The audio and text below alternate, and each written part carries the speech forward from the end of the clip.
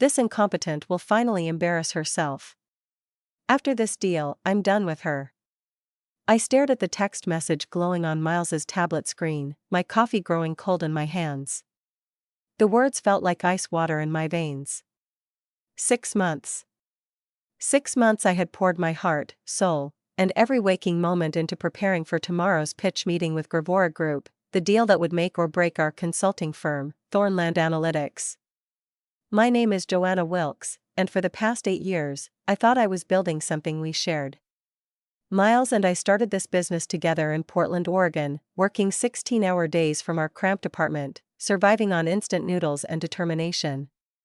I was the strategist, crafting our proposals and presentations. He was the charmer, the face clients loved. At least, that's what I believed. The tablet had been sitting on our kitchen counter, forgotten after Miles rushed upstairs for an urgent client call. The screen lit up when I accidentally bumped it while clearing dishes. What I saw made my stomach drop. The message was sent to someone named V, with a heart emoji next to the contact name, Victoria, his assistant, the woman who'd been working late with him far too often these past few months.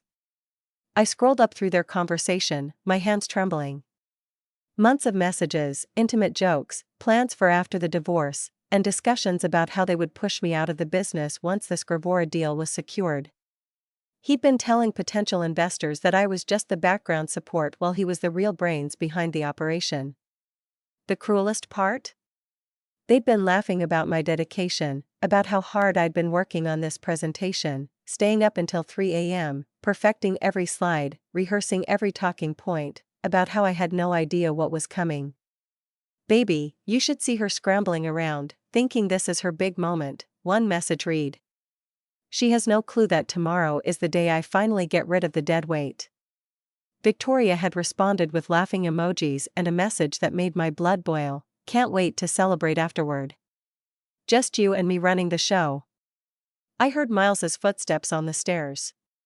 Quickly, I placed the tablet exactly where I'd found it and pretended to be loading the dishwasher.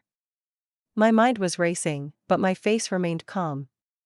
8 years of marriage to a manipulator had taught me how to hide my emotions when I needed to. "Everything okay down here?" Miles asked, wrapping his arms around me from behind. His touch, which once brought comfort, now felt like a snake coiling around my shoulders. "Perfect," I said, leaning back against him with a smile that could have won an Oscar. "Just thinking about tomorrow. I'm so excited about our presentation." He squeezed me tighter. "Our presentation. That's right, sweetheart. We're going to crush it together." Together. What a beautiful lie. The next morning arrived with deceptive normalcy. I woke at 6 a.m., went through my usual routine of yoga and meditation, then headed to our home office to do final prep work.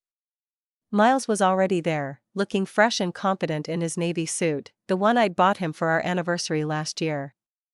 "Big day," he said, not looking up from his laptop. "Are you feeling ready?" "More than ready," I replied, settling at my desk. The presentation was loaded on both our computers, backup copies saved to the cloud. Every slide was perfect, every statistic verified, every argument bulletproof. I'd spent the last 6 months researching Gravora Group's pain points, their competition, their growth projections. This wasn't just a pitch, it was a surgical strike designed to address every concern they might have. What Miles didn't know was that I'd also spent the early morning hours making some additional preparations, a quick call to my divorce attorney, Rebecca Hayes, a discreet email to our accountant requesting copies of all business financial records, and, most importantly, setting up a recording app on my phone. "I'll make us some coffee," Miles announced around 9 a.m. The meeting was scheduled for 10:30 a.m. via video conference. Gravora Group's leadership team would be joining from their headquarters in Seattle, along with their legal counsel and 3 potential investors. I watched him move around our kitchen with the same easy confidence he'd always had. He was handsome, dark hair with just enough gray at the temples to look distinguished, green eyes that could charm anyone, a smile that had convinced me to trust him with my heart and my future. But this morning, I saw him differently. Was he actually happy about what he was planning to do to me? He returned with 2 matching black mugs, his and hers coffee cups we'd bought during our honeymoon in Italy. The irony wasn't lost on me. "Here you go, honey," he said, setting my mug down with extra care. "Drink up. You'll need the energy." The coffee looked and smelled normal, dark roast, just how I liked it. But his smile was too sweet, too deliberate. I took a small sip and watched his face. Was that satisfaction I saw flash across his features? "Thank you," I said warmly. "You always take such good care of me." His phone buzzed. "Victoria, no doubt. I need to use the bathroom quickly before we start," he said, already moving toward the hallway. "Can you pull up the presentation? I want everything ready to go." The moment he disappeared, I sprang into action. I switched our mugs with practiced efficiency, placing his in front of my computer and mine in front of his. Then I settled back into my chair, pulled up the presentation, and waited. When he returned, he sat down without glancing at the mug, took a generous sip of what he thought was his untainted coffee, and smiled at me with perfect oblivious satisfaction. The meeting was about to begin, and so was his downfall. At exactly 10:30 a.m., our computer screen filled with faces. Harrison Webb, Gravora Group's CEO, appeared in the main window, a distinguished man in his 60s with sharp eyes that missed nothing. Beside him sat Jennifer Coleman, their chief operating officer, and Thomas Rivera, their head of business development. 3 additional windows showed the potential investors Miles had been courting for months. "Good morning, everyone," Harrison said, his voice clear through our speakers. "We're excited to hear what Thornland Analytics has prepared for us today." Miles straightened in his chair, his confident smile firmly in place. "Thank you for this opportunity, Harrison. Joanna and I have been working tirelessly to create something we believe will transform your operational efficiency." I noticed he emphasized Joanna and I, making sure to position himself as the leader. But as he reached for his coffee mug to take another sip, I caught something else, a slight tremor in his hand. Interesting, I thought. Before we begin, I interjected smoothly, "I want to acknowledge what an honor this is. Gravora Group's reputation for innovation precedes you, and we're thrilled to potentially partner with an organization that shares our commitment to excellence." The investors nodded approvingly. This was exactly the kind of respect and professionalism they expected. Miles shot me a quick glance. Was that irritation, or was the substance he'd intended for me already beginning to affect him? "Shall we dive in?" Miles asked, clicking to the first slide. "Our analysis indicates," he paused, blinking hard. "Our analysis indicates that Gravora Group faces 3 primary challenges in the current market landscape." His voice was still strong, but I noticed he was speaking more slowly than usual. Harrison leaned forward slightly, his attention fully focused. These were sharp business people. They'd notice any sign of weakness or unprofessionalism. "The first challenge," Miles continued, "is operational redundancy across your regional offices. Our research shows," another pause. He rubbed his temple with his free hand while reaching for his coffee with the other. "Shows that you could achieve 18% greater efficiency through streamlined processes." I watched the investors' faces. They were listening intently, but I could see subtle signs of concern beginning to form. Miles was stumbling slightly over words that should have been second nature to him.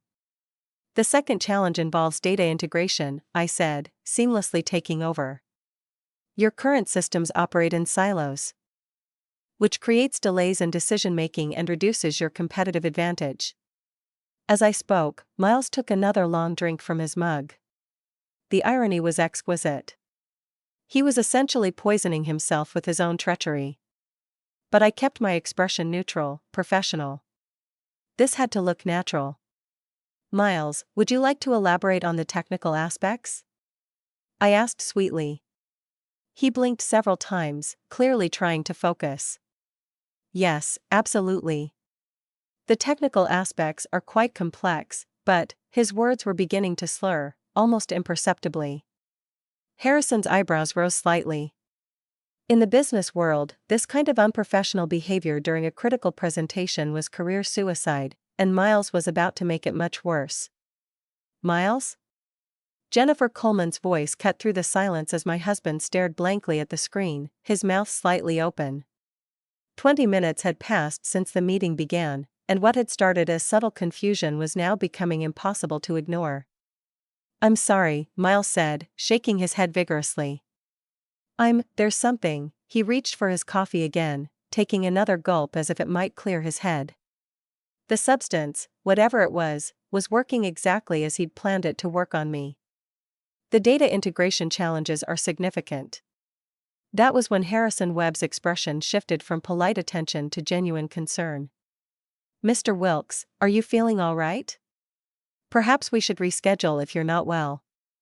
I saw my opening. "Harrison, if I may," I said, my voice calm and professional. Miles has been pushing himself extremely hard to prepare for this presentation. He was up until 4 a.m. last night making final adjustments. Perhaps I should take over while he collects himself. It was a masterful move. I appeared caring and professional while subtly suggesting that Miles's behavior was due to exhaustion rather than incompetence. But more importantly, I was positioning myself to salvage what he was destroying. "That would be appreciated," Thomas Rivera said from his window. "We're very interested in hearing the full proposal." Miles tried to protest. "No, I'm fine. I can," but as he attempted to stand, he swayed slightly and had to grip the edge of the desk. The investors exchanged glances that spoke volumes. "Please, darling," I said, standing and gently placing my hand on his shoulder. "Let me handle this. You've done so much work already." To the camera, I added, "I know every detail of this proposal as well as Miles does. We've been true partners in developing this strategy. What I didn't mention was that I had developed 90% of it myself. Miles had been the presentation face, but I'd been the brains behind every analysis, every recommendation, every innovative solution we were proposing." I smoothly transitioned to the next slide. "As I was saying, your data integration challenges create a ripple effect throughout your entire operation. Our analysis of your Q3 reports shows that information delays cost you approximately $2 to $3 million in missed opportunities." Now I was in my element. This was what I'd been born to do: take complex business problems and create elegant, profitable solutions. As I spoke, I watched the investors' faces transform from concern to interest to genuine excitement. Furthermore, I continued, clicking to a detailed chart I'd spent weeks perfecting. Our proposed implementation timeline would have you seeing measurable results within 90 days, with full optimization achieved in 6 months. Harrison leaned back in his chair, clearly impressed. "These metrics are quite ambitious, Mrs. Wilkes. How confident are you in these projections?" "Completely confident," I replied without hesitation. "We've modeled these scenarios using data from 3 comparable companies, and in each case, our methods exceeded projected outcomes." Behind me, Miles was trying desperately to regain his composure. He'd managed to sit back down, but his face was pale, and he was blinking repeatedly as if trying to clear his vision. The substance he'd intended to humiliate me with was systematically destroying his credibility instead. "This is impressive work," Jennifer Coleman said. "The depth of analysis is exactly what we'd hoped to see." "Thank you," I said, genuinely pleased. "This project represents months of research and strategic thinking. We understand that you have multiple consulting firms competing for this contract, which is why we've gone far beyond surface-level recommendations." As I spoke, I noticed one of the investors, Margaret Torres from Callenmore Partners, taking notes furiously. That was always a good sign. In my peripheral vision, I could see Miles fumbling with his coffee mug again, clearly confused about why he was feeling worse instead of better. The beautiful irony wasn't lost on me. He'd planned to watch me humiliate myself, to use my supposed failure as justification for pushing me out of our business. Instead, he was witnessing my finest professional moment while experiencing the very fate he'd intended for me. But this was only the beginning. The best part was yet to come. "If we could move to the implementation timeline," I said, advancing to slide 12, "you'll see that we've broken the project into 3 distinct phases, each with measurable milestones and success metrics." Harrison Webb nodded approvingly, but his attention kept drifting to Miles, who was now gripping the arms of his chair as if the room were spinning. "Mr. Wilkes, are you certain you don't need medical attention?" This was the moment I'd been waiting for. "You know what?" I said, as if the idea had just occurred to me. "Miles, why don't you step away for a few minutes, get some fresh air, maybe splash some water on your face? I can handle the rest of the presentation." Miles looked at me with confusion. And was that fear? He was beginning to realize that something was seriously wrong, but he couldn't figure out what. "Yes, maybe that's a good idea," he mumbled, struggling to stand. As he left the room, swaying slightly, I turned back to the camera with a concerned but professional expression. "I apologize for the interruption. My husband has been under tremendous pressure lately. He's incredibly dedicated to this project." "Of course," Jennifer Coleman said kindly. "Please continue. This presentation is fascinating." And continue I did. Without Miles's presence, I felt a freedom I hadn't experienced in years. This was my work, my expertise, my moment to shine. I moved through the remaining slides with precision and passion, addressing every question with detailed knowledge that clearly impressed our audience. "Your competitive analysis is particularly thorough," Thomas Rivera commented. "How did you obtain such detailed insights into Gravora Group's market position?" 3 months of deep research," I replied honestly. "I personally interviewed 15 industry experts, analyzed 5 years of market data, and conducted focus groups with your target demographic. This isn't theoretical, it's based on real-world intelligence." I could see the excitement building in their faces. These were business people who appreciated thoroughness, and I'd given them exactly what they were looking for. My phone, which I'd set to record at the beginning of the meeting, was capturing everything, not just the presentation, but also Miles's gradual deterioration and my seamless takeover. Evidence that would be crucial for what came next. "Mrs. Wilkes," Harrison said as I approached the final slides, "this level of preparation is exceptional. How long have you been developing these strategies?"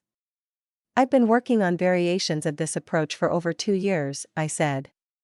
"When we learned about the opportunity to work with Gravora Group, I adapted and refined these concepts specifically for your needs." What I didn't mention was that Miles had contributed virtually nothing to the strategic development. He'd been focused on schmoozing potential clients at expensive dinners while I'd been doing the actual work of building our business. "The financial projections are compelling," Margaret Torres interjected. "But implementation is where most consulting projects fail. How do you ensure successful execution?" I smiled. This was where I truly shined. Accountability is built into every phase: weekly progress reports, monthly milestone reviews, and quarterly strategic assessments. Plus, I personally oversee every major implementation step. "You personally?" Harrison asked. "Absolutely. This isn't a project we hand off to junior staff. When you work with Thornland Analytics, you get our senior-level expertise throughout the entire process." I was being careful with my language, subtly positioning myself as the primary resource rather than Miles, but I was doing it professionally, focusing on capability rather than making any negative comments about my husband. As we moved into the final phase of the presentation, I felt a surge of confidence I hadn't experienced in months. This was going better than I'd ever dreamed. And the best part? Miles was missing his own professional distraction. The presentation concluded to enthusiastic responses from all participants. Harrison Webb looked genuinely excited. Jennifer Coleman was asking detailed follow-up questions, and the investors were clearly impressed by what they'd seen. "Mrs. Wilkes, this has been outstanding," Harrison said. "I have to ask, is this level of strategic thinking typical of your work?" "It is," I replied confidently. "I believe in going beyond surface-level analysis to uncover the real opportunities for growth and efficiency." "How soon could you begin implementation if we move forward?" Thomas Rivera asked. "Immediately," I said. "I've already cleared my schedule in anticipation of this project. My full attention would be dedicated to ensuring Gravora Group's success." Again, I was careful to use I rather than we. Not inaccurately, I truly was the one who would be doing the work, but it was also strategically positioning myself as the primary resource. That's when Miles stumbled back into the room, looking even worse than when he'd left. His face was ashen. He was moving unsteadily, and there was genuine confusion in his eyes. "How's everything going?" he asked, his words noticeably slurred. The contrast was striking. Here I was, delivering a flawless presentation with confidence and expertise, while he could barely form coherent sentences. The optics were devastating for him. "We were just discussing implementation timelines," I said gently, as if speaking to someone who was clearly unwell. "Why don't you sit down, honey?" Harrison Webb's expression had shifted to one of concern mixed with professional assessment. In the business world, reliability and professionalism were everything. What he was witnessing would raise serious questions about Miles's capability to handle a multi-million-dollar project. "Mr. Wilkes," Harrison said carefully, "perhaps we should continue this conversation when you're feeling better." "No, no," Miles protested, trying to inject energy into his voice. "I'm fine, just tired. Let me walk you through the final recommendations." But when he tried to advance to the next slide, he clicked the wrong button and accidentally closed the presentation entirely. The fumbling that followed, his desperate attempts to reopen the file while clearly struggling with basic computer functions, was painful to watch. "It's all right," I said smoothly, reopening the presentation on my computer and sharing my screen instead. "Technical difficulties happen. Here we go." I guided the discussion through the final points with professional grace, making Miles's struggles look like minor hiccups rather than major red flags. But the damage was done. These business leaders had seen everything they needed to see. As the meeting wound down, Harrison made a comment that sent chills down my spine. "Mrs. Wilkes, your expertise is exactly what we're looking for. We'll be in touch very soon with our decision." Not your company's expertise, not Thornland Analytics' expertise, my expertise. After we ended the call, Miles slumped in his chair, looking confused and exhausted. "What happened?" he asked. "I felt fine this morning, and then." "You've been pushing yourself too hard," I said with false sympathy. "Maybe you should go lie down. I'll handle any follow-up with the clients." As he struggled to stand and make his way to our bedroom, I sat alone in our office, contemplating what had just occurred. The meeting had gone better than I'd ever imagined. I'd not only salvaged what Miles had tried to destroy, I'd potentially secured the biggest contract of our careers. But more importantly, I documented everything. The recording on my phone captured not just Miles's deteriorating condition, but also his admission that he'd felt fine that morning before drinking the coffee he'd prepared. The trap he'd set for me had caught him instead. And now it was time to spring a few traps of my own. Within an hour of the meeting's conclusion, I was already implementing the next phase of my plan. Miles was upstairs, sleeping off whatever substance he'd intended to use against me, while I worked methodically to secure my future and expose his betrayal. First, I called Rebecca Hayes, my attorney. "Rebecca, it's Joanna Wilkes. We need to meet today. I have evidence of my husband attempting to drug me, plus documentation of his plans to steal our business." "Joanna, that's a serious accusation. What kind of evidence are we talking about?" "Audio recordings, text messages, and witness testimony from a business meeting where he inadvertently dosed himself with whatever he'd put in my coffee." "Can you meet me at 4 p.m.? Next, I forwarded the screenshots I'd taken of Miles's text conversation with Victoria to my secure email account. Then I sent a carefully worded email to Harrison Webb. "Dear Mr. Webb, thank you for your time today. I wanted to follow up personally on a few details from our presentation. As you may have noticed, my husband seemed unwell during our meeting.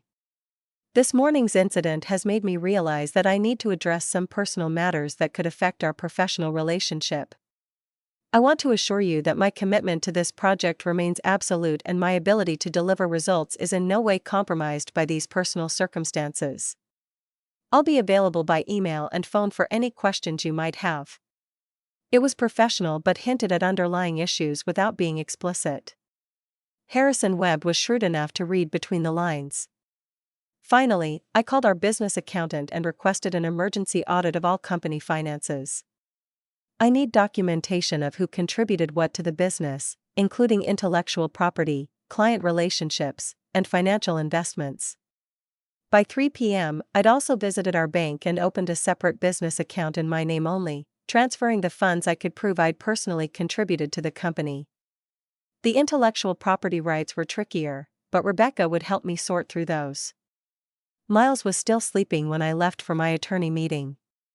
I left a note saying I'd gone to run errands and would be back by dinner. Let him think everything was normal for a few more hours. The irony was delicious. He'd spent months planning to push me out of our business, thinking I was too naive and trusting to see it coming. But his own arrogance had blinded him to the most important fact: I'd built this company.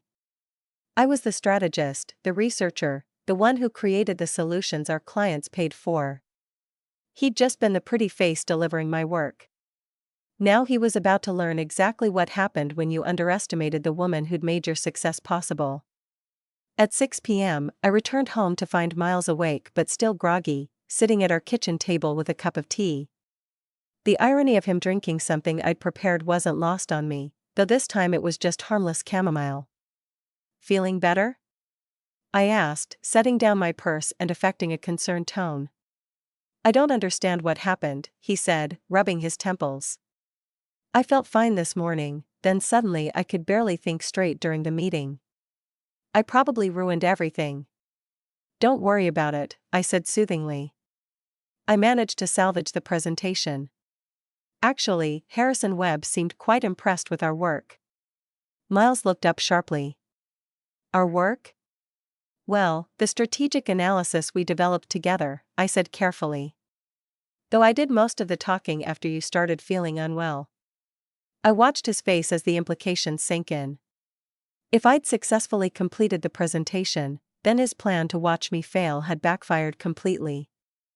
But he couldn't figure out how or why he'd been the one to fall apart instead. "Did they say anything about moving forward?" he asked. "Harrison said they'd be in touch soon with their decision. I think we have a real chance."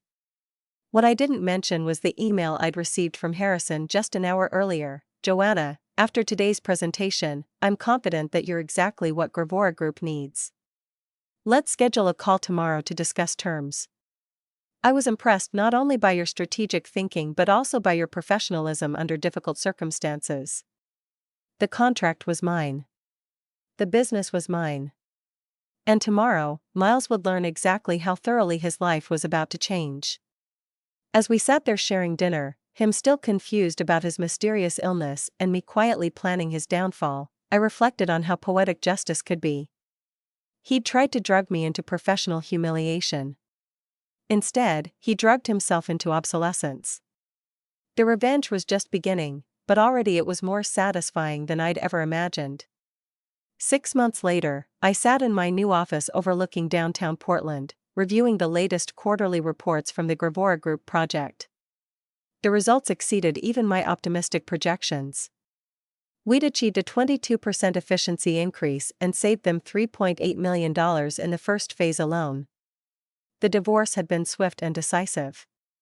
Rebecca Hayes had presented such compelling evidence of Miles's attempted sabotage and planned theft that his attorney had advised him to settle quickly. I'd retained full ownership of Thornland Analytics, along with our client list and all intellectual property I could prove I'd developed.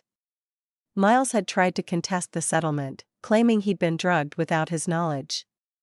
But when the toxicology report revealed traces of a mild sedative, something easily obtainable but requiring premeditation to use, combined with his text messages plotting to remove me from the business, his credibility had crumbled entirely. Victoria had been terminated from her position the same week I'd forwarded her inappropriate communications with my husband to her professional licensing board. The consulting industry in Portland was smaller than most people realized. Her reputation was effectively finished. I'd expanded the business by 40%, hired 3 brilliant analysts, and secured 2 additional major contracts based solely on the success of the Gravora project. The company that Miles had planned to steal from me was now thriving beyond either of our original dreams. And it was mine alone. Sometimes, late in the evening when I reviewed my work, I thought about that morning 6 months ago, how he'd handed me that coffee with such smug satisfaction, so certain he was about to watch me destroy myself. How he'd never imagined that his own arrogance would be his downfall. The beauty of perfect revenge, I'd learned, wasn't in elaborate schemes or dramatic confrontations. It was in simply allowing someone's own malice to consume them while you stepped aside and claimed the life they tried to steal. Miles had taught me one final valuable lesson: never trust someone who would poison your coffee. But more importantly, always make sure you know which cup is which. In the end, justice had been served in the most fitting way possible. He'd drunk deeply from the cup of his own treachery, and I'd inherited everything he'd thought was his. As I looked toward the future, I couldn't help but smile at how perfectly the tables had turned in my favor.